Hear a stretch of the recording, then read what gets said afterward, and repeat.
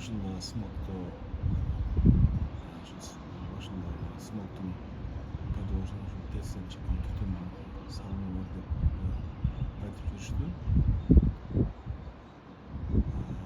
Бирок батыштан соккон шамал тесттин түтүнүн шаардын сыртына карап мындай багыт ушчана кетип атканын көрүп атабыз.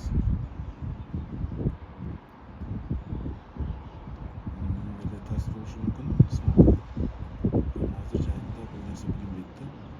Аслында азыр бүркүк болуп турат.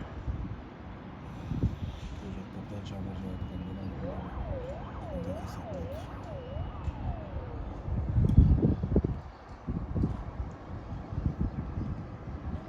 Могу жактарда жаамыр жаап атканын көрсөк болот. Мынакей жаан жаап атат. Ушу байтик 5 күнгө тарап болушу мүмкүн. Жаан жаап атат кадимкидей.